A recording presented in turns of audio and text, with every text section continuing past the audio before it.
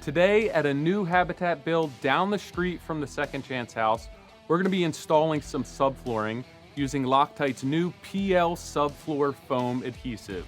For that, we'll be joined by builder Nick Schiffer, who's going to walk us through that process. So we're going to be fastening this floor with a combination of adhesive and ring shank nails. Now the nails do a great job, but over time framing can move and dry up and possibly create a squeak, and that's something that we certainly do not want. So that adhesive is really going to be our permanent bond to create one unified component between the framing and the subfloor. So it's important to offset your panels when you're installing subfloor. You're typically starting with one sheet and working your way across, and on the next section you're actually going to be cutting that sheet in half to allow for a half sheet overlap, because it helps transfer the load across the entire diaphragm of that floor system, which helps prevent cracking, especially in the final finish and when you have furniture and a live load on that floor. So the product can be used on any standard foam gun, and the benefit of using a foam gun is that you're actually able to use the entirety of that product out of that can. You're working really efficiently and there's no waste. And with proper maintenance and cleaning, that gun can last you years.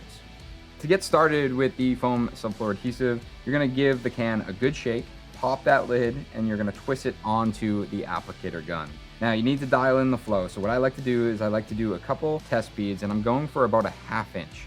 I want to dial that in by understanding the speed in which I'm laying that on top of the joist, but also how much material is coming out. After it's on that joist, you have about a 10-minute working time, so we want to make sure we do one panel at a time, get it set, we'll nail it off, and we'll move on to the next one. With Loctite's new PL foam subfloor adhesive, there's a lot of advantages.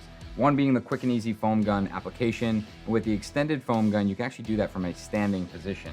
It's also got high yield, so one can equals 9 tubes of traditional adhesive, which for anyone that's squeezed out 9 tubes of adhesive knows that this is a huge benefit. It also fills gaps because the polyurethane expands as it cures, which means you're getting a more solid and continuous bond. And lastly, it bonds to wet and even frozen lumber. So as you're framing through the seasons, you're not worried about whether or not that's going to work. You know it's going to work in damp and cold applications.